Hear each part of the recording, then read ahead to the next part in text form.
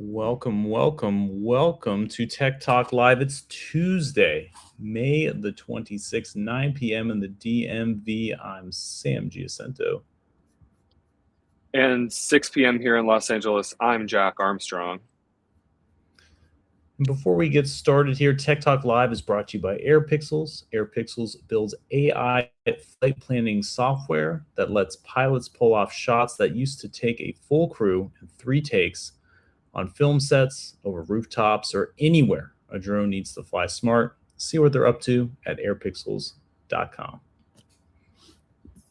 And today we're welcoming a special guest with us. We're thrilled to bring on Lena Thompson. She's a mentor for high-performing women in tech with 15 years of tech consulting experience. She's an expert in burnout.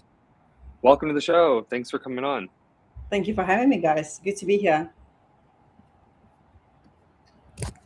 No, and really happy to have you on. Because I think this is a topic, not to cut you off, Jack, but I'm excited, and it's something that technology is very focused on the output, and it's very binary in results, and I think the human component is one thing that perhaps gets lost in either the solution at the very end of it, right, but also the inputs as well. So again, super happy to have you, and I'm curious to kind of dig into the human component more, because we talk about the technicals a good amount, as does everybody, right? Because it's more or less easy to digest and think about, and it's maybe not as abstract. I'm sure I'm echoing what Jack is going to say. Yeah, speaking a lot to burnout and how that is impacting people. Like our tech is surrounding us. I mean, we bring on a lot of people who are building products and overwhelmed by AI and things. I mean, I guess with to put a pulse onto things, what are some of the ways that you're helping people address burnout? Yeah, so I mean, we can look at it from so many different angles, and looking at it from side of technology, especially AI, because that's what most of us are using, whether you're in a tech or whether you're not even in a tech, everybody's almost using AI. And what we are now trying to do, and that's what I see so often, is we're like trying to keep up with the speed at which ChatGPT moves, or Claude. And it is really here to help to make our lives easier, to create more gaps, more time, more space for us. But instead of taking the time, instead of being in these gaps, what do? We fill it with more things to do. It's like the mentality became, well, if I've got more free time, I need to do more, right? And then unknowingly we fall into the pattern, and it just doesn't stop. And then we just almost functioning now on autopilot. And we are not designed to function like this. When I was a computer programmer back in the day, to think about how you used to write a code, you put your breakpoint, you debug your code, it crashes, you think about it, you contemplate, you take your time. Maybe you just really conceive the solution, conceive your way out. You maybe go for a walk, or you grab a drink. Now everything is instant. We have no patience. You just feed the data into the eye, you take the outputs, you put it out there, and it just becomes like a conveyor belt. So in that process, we really start disconnecting from our intuition, from what is actually right for me? What am I feeling in my body when I'm going through the motion, when I'm constantly on a fight and flight? And it's putting so much pressure on our nervous system. And whenever it's not released, and we don't release it because most of us don't even know how to do that, because we can't manage our emotions, we just stack them down over and over. Eventually that pressure over time, it explodes, and often burnout is the outcome. So that's what I actually see happens quite a lot now. Yeah, so taking a step back, I guess, to just realize that things are going faster than ever with AI. Do you feel like people are, I don't want to say losing their mind, but losing their reasoning skills now with just relying on AI for memory? Or because I'm using it more and more. Like I've been using I kind of like Gemini more than ChatGPT at the moment. I feel like it just has a better context of things. But anyway, like I I mean, obviously before I would Google something, and now I'm, asking AI, what's up. But of course, taking it a step further, like AI agents are helping draft emails or do outreach. We just had somebody on recently, for, outreach tools, PR tools that kind of automate that process where before you'd manually do things. And I guess it is saving time, but is it like, is it rotting our brains, and how can we stop this, like, without stopping using it completely? Yeah, and I mean the point is never to stop using it. It's an amazing tool, but it's like using it with awareness. And actually, I was listening to this podcast recently, literally saying how AI, and it's been proven by science, by medical research, is making people almost psychotic and also adds to depression. Because think about it. Let's say you are in an office and you don't like your colleagues or your boss. You think the environment is toxic. You go home and you go into ChatGPT, Claude, Gemini, and you tell them, it becomes like your friend, right? My environment is toxic. There's people talking to me like this, like what's going on? What does AI do? It doesn't really argue with you. It agrees with you. So what it does, it reaffirms your victimhood. So now you start kind of feeling even more like, you're a victim, you're entitled to feel that way. Whereas, let's say, if you maybe spoke to a therapist or even with a friend who's got some sort of awareness, they may kind of help you to shift your mind. It's like, well, is this kind of a pattern you see everywhere? Maybe it's like you changed your fourth job, and your fourth job, you're saying that it's the same toxic environment, toxic people.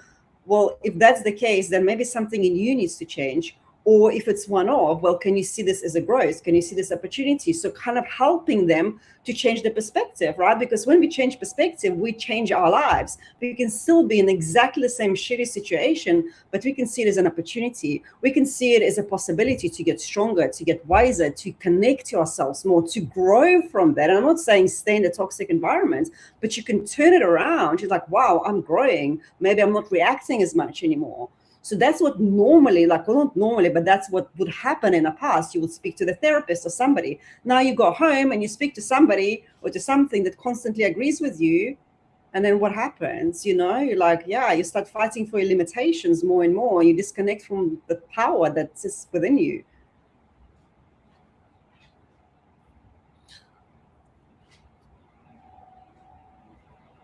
No, yeah. Taking a step back, because I've kind of been a little bit pensive, because I'm thinking about something you said where, burnout is about something, in maybe an aspect of performance, right? It's about something that maybe you're doing something without, it's almost automatic, but it's taking a toll on you specifically. And I'm kind of curious if it's something you've noticed, and I'm speaking obviously from a place of privilege, but I think the appearance versus substance bind is something that uniquely impacts women in STEM, where you spend a lot of your time, thinking about how other people perceive you and how other people read you. Whether you dress it down, you over armor, you're not, it's this or that. It's the kind of a low grade, consistent stress that is maybe distinct from productivity based burnout, but it's just a constant chronic perception bias that you have to deal with and put up with. I'm curious, is that something you see a lot of, in terms of perception management, and how people have to sort of mitigate or otherwise deal with that in place of the work? Or is that completely off base, or kind of related to what you've seen and experienced?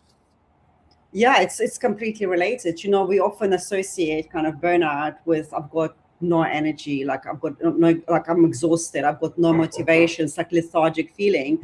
But the thing is, by the time it manifests externally, by the time we see it's like physical, reality, it's been building internally for quite some time, because the physical is just a reflection of our energy. That's it. It's like whenever we're running so depleted on energy, it's been already proven how it can lead to not even just burnout, but we're talking about serious like illnesses, like cancer and whatever, you name it.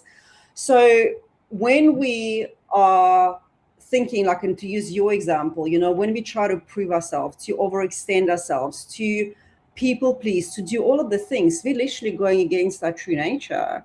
We are being who we are not, and it always takes a lot more energy to be who you are not than who you truly are. Just think about it, like even speaking to your friend or to your colleague, and you've got this point of view, and you've got to be right, and you've got to prove yourself.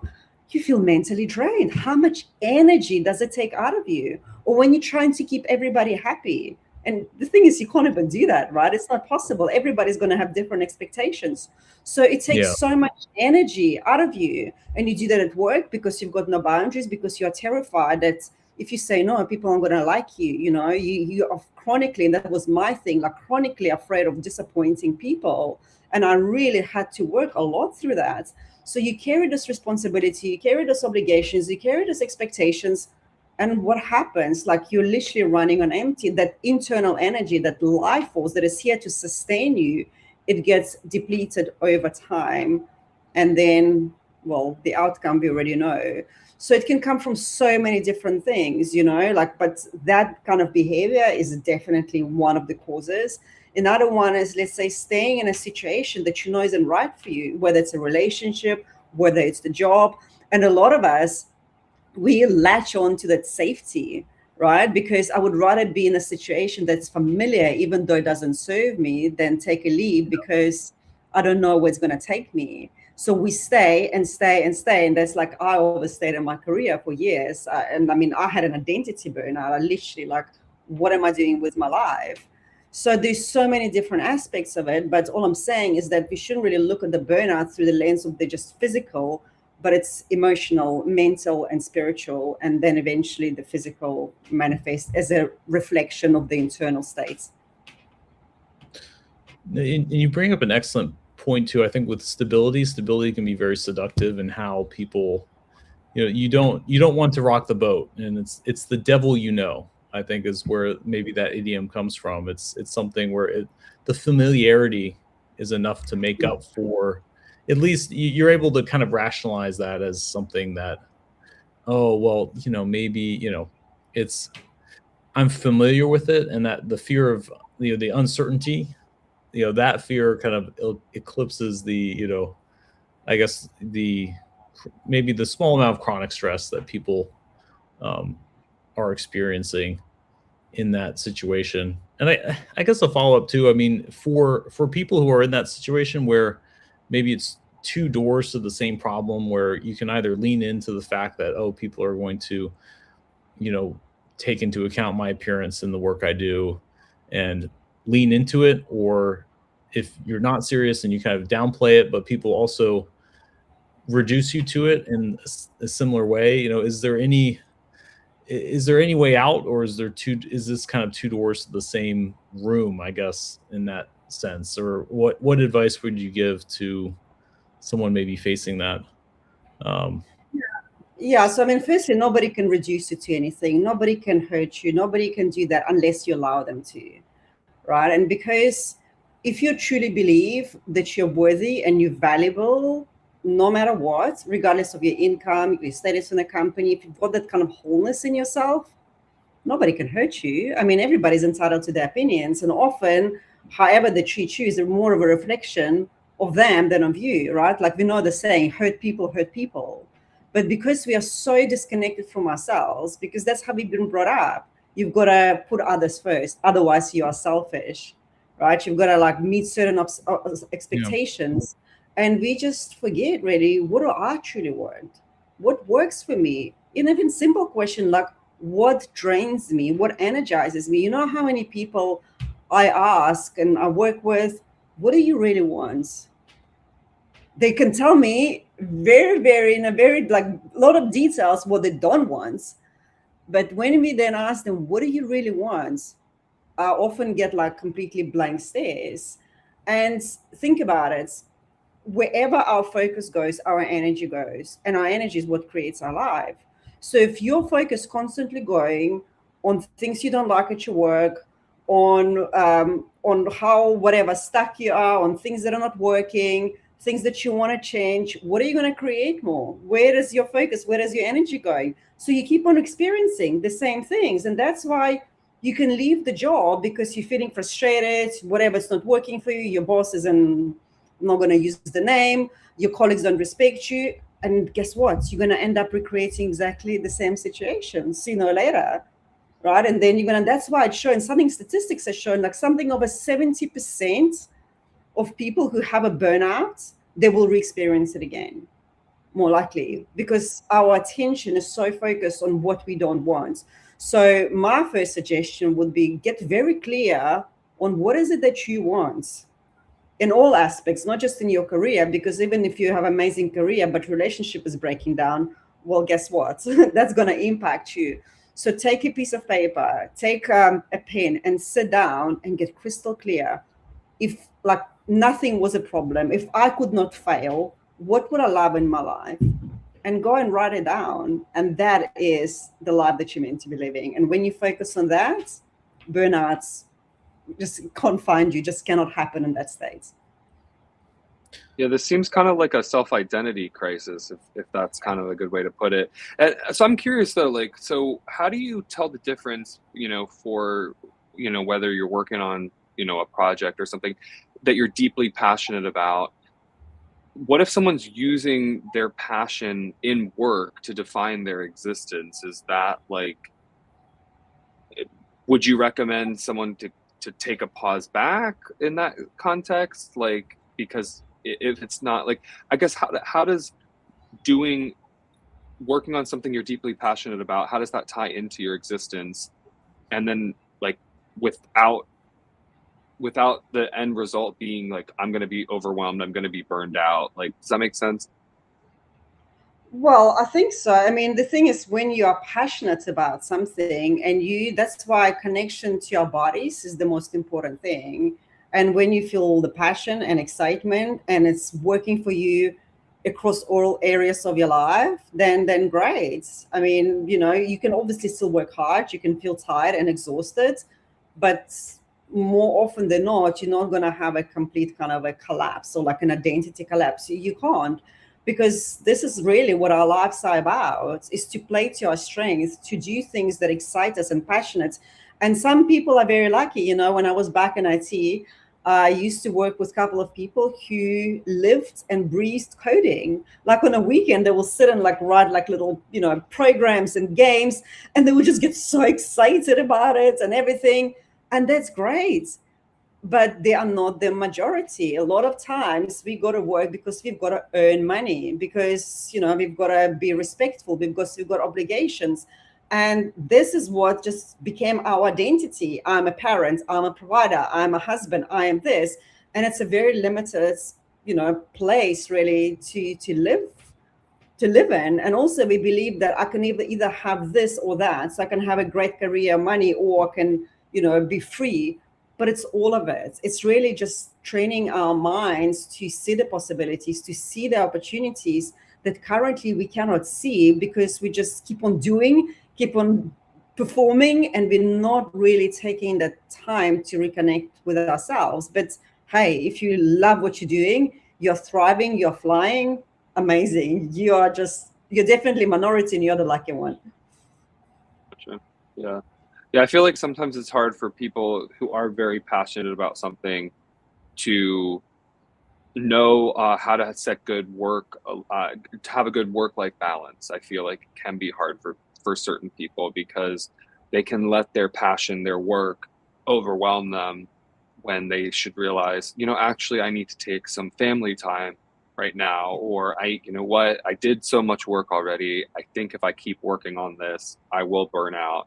Not necessarily even in a tech context. I mean, when you obsess over something, whatever it is, that's not a healthy habit or like a healthy, dynamic to have. So I guess, exactly. It's like, that's where the awareness comes into, right? This is where it's like, I used to be obsessed with exercising.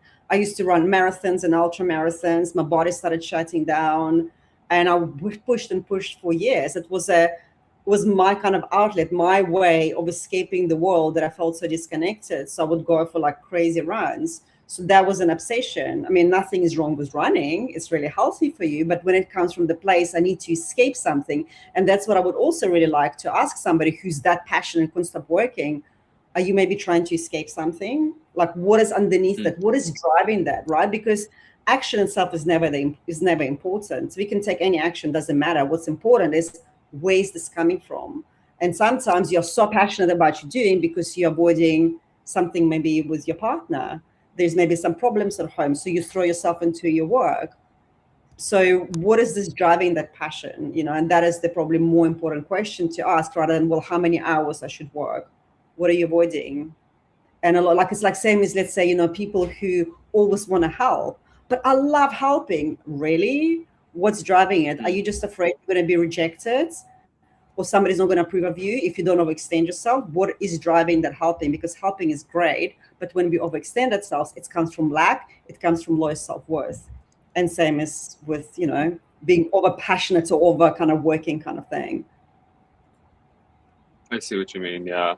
I have a question. So going back to like ChatGPT and just kind of large language models and AI, because people do really go to them for advice, because, it is a good way to kind of throw everything. Maybe, I know, maybe a therapist would be more appropriate or something, but are newer models, so ChatGPT has been out for a few years, are newer models helping have a little more reasoning and a little more like of an awareness into the context of, hey, actually you might be wrong?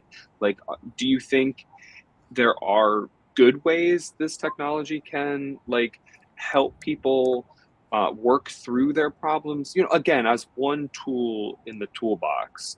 Not, of course we should be going to therapy, of course you should be, learning relaxation techniques, meditation, and other things, but are the newer AI models, do you think, are they better at giving people more awareness than the older ones, or like less hallucinating? Like, do you find that going into the future, you think it'll be still something to worry about, or do you think the newer models are improving to a way where it can give people a better awareness than maybe AI always agreeing with yourself, like you had mentioned before?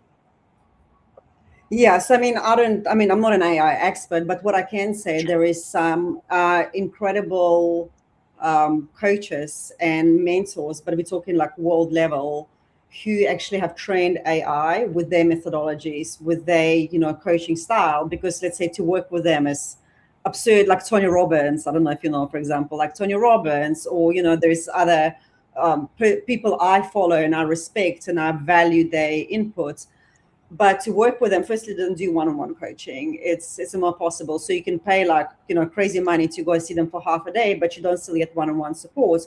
So some of them have trained AI with their, as I said, thoughts, their beliefs, so thousands and thousands of hours. So I personally use it. I've got a called David AI, David Guillaume. He's a Kabbalah teacher, and I really respect him. And he brings wealth of spiritual wisdom into, and he's also extremely like very successful businessman. Him and his ex-wife built this like multi-million, maybe even close to $1 billion brand in liquid vitamins. So he knows what he's talking about. He's not some spiritual guy just sitting there meditating on a mountain. So I really value his advice. And I've got David AI. So if I have, let's say, questions about maybe my relationship or about a business, I will speak to David AI, but then still I'm using discernment. Whenever maybe he'll say something, I'm like, how does it land for me? How do I feel in my body? So if he gives me advice and I go, that doesn't just feel right for me, I will ask him maybe different questions, like, David, can you clarify? I'm like, David, why am I feeling this? It's just not connecting. So you can kind of, connect with them. But if somebody isn't aware, they may just like take this advice, especially let's say it's from somebody they respect or somebody they know, and use it, but that advice is not the right advice. So you always have to use that self-judgment, and that's where a lot of self-trust and self-connection comes into play. So yeah, by all means, you can definitely, because he's helped me through some really challenging times, the way like he'll shift my perspective. I'm like going, oh yeah, that's it. And that was amazing. But other times I'm like, it's just not right for me. Yeah. I think you highlight a good balance too between, still maintaining that connection with oneself and, self-spirituality with, AI as a tool, and not using it as a replacement for, self-review, but rather enhancing it, still asking yourself the questions in some ways, and then thinking, it can be a stand-in for critical thought if you let it, but I think that's a good way. It's a way to augment and not replace, I think, if I'm hearing you correctly. And that's an astute way to use it as a tool, but not let it own the thought process, I guess, because then you lose that muscle. So but you can train it a little bit too. It's like with your phone, the same thing. Like with the running, I was giving example, even with spirituality, with meditation. I mean, you can get obsessed. Like I used to at one stage meditate 4 to 6 hours a day. I was just trying to escape. My thoughts, my world was just getting too overwhelming. Even that became an escape, right? So everything, it's like, where's this coming from? Do I really believe it's helping me to grow, to evolve my consciousness, to be of a greater service to, doesn't really matter, maybe to my children, to my partner, to the colleagues? Or am I just using it to prove myself? Or am I using it to escape something? Like what's driving it? And that's the really important question, is like not the action itself, but what's underneath that? What is the energy behind the action? Yeah, no, it seems interesting. Like there's always a trigger to what we're feeling. And like, if you can't address or pinpoint what's creating the response, that then you feel like you need to over meditate. It's like, I feel like that's what's more important, right? To go find the actual behavior to change, if I'm hearing you correctly. Yeah, exactly. It's just being really, as I said, like really aware of your reactions, of your actions, of your thoughts, everything. That's where that self-awareness comes into. And then when you're using AI or the phone, it becomes a tool, but it's not something that takes over you and your life. What are your thoughts? I've been using a focus app because I acknowledged I was addicted to my phone and just checking it, and it tracks how often you pick up your phone. I know that it's built into the iPhone if you go to the screen time, but like this app just did a better way of displaying your focus, and you could like set different apps. It basically tracked your usage and gave you like a focus score. Is it bad? Like, I mean, I'm not saying it's bad, but like, should I learn the way? Because I've had friends be like, why do you pay for this? Or why do you, use this app? It's kind of silly. Like, can't you have the self-control to just not do it yourself? What would you say to somebody like that like, is it my problem for not having the self-control? Should I have the awareness to be like, oh, I see my phone, I know I shouldn't pick it up? Or like should I feel bad for using an app like that's telling me and blocking things for me because I don't have the self-control? Well, you're clearly aware that there is something there. So that's a great step. A lot of people will be completely on autopilot, not even aware of it. So, congratulate yourself for that. It's incredible. And you're not the only one. There's so many people, like that instant gratification, that instant hit. Oh, I wonder what's there. I wonder if somebody's looking for me. I wonder if whatever that is, right? But you've got to ask yourself, like, where's this coming from? Like, what exactly am I hoping to find in my phone? And it's not a lack of self-control, and it's just a pattern. Remember, like, we are literally a bunch of patterns that are running our lives. So maybe, let's say in your childhood, you didn't feel like you were getting enough attention, and now your phone is the way you're getting attention from the world. So that could be something to look at. And I mean, an app is another app. But what I would suggest, if you want to try that, just start small. Put your phone even away give yourself 5 minutes. That's it. And then congratulate yourself if for 5 minutes you haven't checked the phone, and then start building from there. But for some people, I know I had a very similar problem. And, even if I put my phone away, I'm like, oh my God, he's like reaching out to me. He's like, my mind was constantly on the phone, but I knew it had nothing to do with the phone. Phone is the thing. What is deeper underneath that? So I literally went into my childhood. I remembered, like, growing up in a Soviet Russia, and my parents were always working, and I never felt like I had attention. And it was just for me a way of getting attention from the world. So now I sometimes switch my phone for 24 hours. I'm just not going to talk to anyone. I'm going to show my nervous system that I'm safe without that phone. But it took me time to build to it. So it all comes down to safety. There is a part of you that doesn't feel safe whenever you're not interacting or engaging. And, you can just play with it and examine it. But if you really want to build to it, don't just chuck your phone and forget it. It's going to be too overwhelming for your nervous system. It needs that hit. It's like, you can't just, let's say, get off drugs immediately, right? You build up to it. Same with the phone. Just do 5 minutes and congratulate yourself. And that's the most important thing. Like you go, oh my goodness, today I did 5 minutes. That is brilliant. And get excited about it rather than beat yourself up. Well, why can my friend do it and I can't? That's completely irrelevant. That's your journey. That's your life.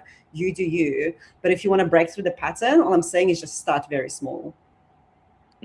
Yeah, you bring up a good point. There's a trend, a digital detox trend. I feel like we're seeing a lot more people, whether it's deleting social media accounts or trying to put their phones away. Is this driven by, do you think, more social media or more just like the constant bombarding, like you said, like attention from my friends texting me? Like, what do you think drives the digital detox movement so much? I think it's different for different people. I can only speak for myself. Initially, for me, I would be too overwhelmed.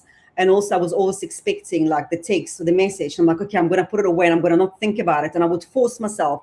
And then by the time I have to put my phone on, my nervous system is in such a hard and I'm like, I wonder if there is a message. I'm almost like my whole body. Like it took me a while to really understand what's going on. So that again remember the action is not important. It doesn't matter like you switching the phone on, detoxing. Why are you doing it? So back then I was just completely overwhelmed and I was just trying to prove something. Now I just genuinely just want to be in my own space, in my own energy without any bombardments. So again, it just depends. Remember, it's always the intention. What is intention? And if you, let's say, want to do it for that reason, just ready to cleanse and to be in your space, maybe to go meditate more, to read a book without distraction, then it's great. But if you're just running away from the world, you can't really run anywhere anyway. So that's true. Yeah. No, it's so hard to just disconnect. I mean, I know like the app has given me awareness into how much I've, apparently I'm on track to regain 10 years of my life back, which is pretty crazy to think about just in the past year of using this focus tool. But no, I think I really did have a problem before, and now I'm even more aware when people around me are like on their phone in front of me, not giving me their full attention frequently. Like I understand you have an important message come through. Yes, check your phone if you're on the train or you're kind of just like doing your own thing, or I don't know if it's a good time to check, then that's okay. But I think we all know it's not acceptable to be on at the dinner table on our phones, texting, just kind of self-absorbed. But I think, so many people have such a hard time just focusing. And I wonder, so I have a question about social media. Obviously, we've seen around the world, like teenagers and, the societal impact of addiction from our phones. And I think at a young age, obviously, is kind of when like you're developing this reliance on whether it's AI or social media or attention. What are your thoughts on some of the new regulations in like Australia and countries like this for kids? Is it what are some of your initial opinions on the age restrictions for specifically social media algorithms?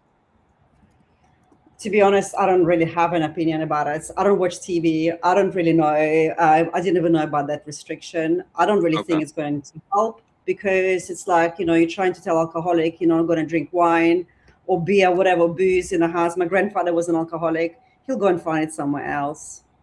So whatever you're trying to do, it's like we need to change the kids, or rather the kids, they really need to connect with something deeper than just something external, the phones. They've got to reconnect to themselves. I think introducing like mindfulness, spirituality, emotional regulation, things like intuitive development, that is a better approach than, oh, you're just going to take your phone away and then, you're going to use it less. No, they're not. They're just still going to find ways. So, yeah, that's my view on that, at least. I kind of agree with you because, yeah, people are always going to find a way. But I do think, like, the building blocks from a certain age, it's like, I guess they're trying to build the habits and delay some of that, maybe cognitively. Yeah, it can have an impact. I don't know. It just reminds me, I had a friend, and when her kids were small, she wouldn't let them eat sweets. But when they went to the party, like my kids, let's say they will have normal sweets, these went ballistic, literally. And then they will bring them home and they hide them under the bed. And it was crazy because they were deprived. So why then, just as I said, we need to approach it from inside out rather than outside in. Whenever we're just trying to change our external without changing our internal, it's like rearranging chairs on a Titanic and expecting a different outcome. It's still going to be the same thing. That's a good point. Yeah, your brain wants what it can't have, and it'll find a way to get it, and it knows when it's depraved. More addiction, more craving. You just want to crave it even more. So when you get that far, you go, your nervous system gets even like on a more, more high alert, because it's like, oh, finally I've got it. Right? And it's like, well, yeah, I have it. I don't have it. You kind of become more, relaxed about it. Now you have it. You're just going to maximize this thing before somebody takes it away from you. So yeah, I don't know if it's going to work fine, but I don't see how. Yeah, it'll be interesting to see if it creates more addicted adults, because from their childhood they had so many restrictions and parental guidance, and then now you just have, instead of learning habits from a younger age. I didn't grow up with social media algorithms. I think the older millennials, young Gen Z age group, they grew up as technology was there, but Instagram and Facebook weren't as big of a addiction and an attention seeker that they are today. So yeah, it's interesting now that we see certain countries limiting, the ages kids can sign up for things, and obviously trying to protect them. But yeah, I agree with you. I feel like they could still find a way, or into the future, if they didn't build those habits from a younger age, they might just become addicted later because they don't have the skills to handle it. Yeah, it's obviously great to have boundaries, discernment, but at the end of the day, it's like, if they want to find it, they will find it. So I just think we're always approaching everything from outside in rather than inside out. And until we make that shift, we're always going to be fighting the same battles, no matter what we do. Oh yeah, no, for sure. Totally. Sam, I think sorry. No, I mean, you were about to say something. No, I guess one thing that's kind of been on my mind too, and I wanted to ask this before we wrapped up, is if somebody listening to this conversation recognizes themselves and kind of what we talked about or what we've discussed, do you have a first honest question they should ask themselves, or just where does that mental check start for people you've interacted with or you've coached or you've helped in your vast array of experience? Is there one thing they can just sort of stop and say, hey, we like to make it at least somewhat personally relatable in that way. So is there a quick mental check they can be like, like that kind of sounds like me. Like, what should they be asking themselves right now? Yeah. So like Kabbalah teacher I've mentioned earlier, David Guillaume, he always talks about pause, what a pleasure. So whenever we're in a scenario, especially, when we get reactive, when somebody we feel disrespected and want to get angry, you pause. So that already interrupts the automatic, pattern and the loop. So that takes you out of that reactive mode. And then you say, what a pleasure. And that sends a signal to your mind that you're actually in charge of the situation. It's not what a pleasure that you love the situation, maybe the crap situation, but what a pleasure means there's a growth in here, because life will always send you opportunities and people to trigger you, to show you where you are not free within yourself. So if you feel yourself getting reactive, whether it's in traffic, whether it's because of what somebody said and did, you pause, you say, what a pleasure. You acknowledge that this is here for you to help you grow, to see where you are not free for yourself, and then you can respond or do whatever. So you go into every situation with more consciousness and with more awareness. And when you start pausing, it also helps you then to start regulating your nervous system. And the reason it's important is because when your nervous system is regulated, you expand that capacity to hold pressure, to hold more, the challenges that don't really affect you as much anymore. You don't collapse into pressure. You actually move through that. Just that simple pause, acknowledging, extracting an opportunity from the lesson, and then you can get back to the situation. Great tip. Yeah, just hit the pause. It's you can do that in real life too. Hit the pause button. There's always an instant to react. And whether it be fight or flight, or I found this. It's great advice because I'm trying to implement that myself. Actually, it's just give yourself a few seconds before. Not everything warrants an immediate response, and in some ways, that pause can make it seem like make it not just seem intentional, but it's more intentional for you as well to kind of gather your thoughts before exactly saying or doing something. And even if you react in the same way, at least you're doing it with a bit more awareness. And sometimes you can do 10 times, literally the same thing, but eventually you're going to break it. And you will find that situations that triggered you in the past, they don't have control over you anymore. And I mean, I always said that's the true freedom. When no outside event can really rattle you, can shake you out of your core, when you're so certain and stable in yourself. I mean, to me, that's like no greater gift than that. So, Lena, for our audience, what are the best ways for them to stay updated with you, or socials? How can people follow what you're up to if they want to stay updated? Yeah, just connect with me on LinkedIn. It's just my name, Lena Thompson, and that's as simple as that. Awesome. Well, thank you so much for your time today and coming on. It was such an insightful conversation. We really appreciate it. Thank you so much for having me. It was great. Thanks, guys. Yeah. And Tech Talk Live is here every Tuesday with new episodes. Visit us on the web at techtalklive.xyz. Until next week.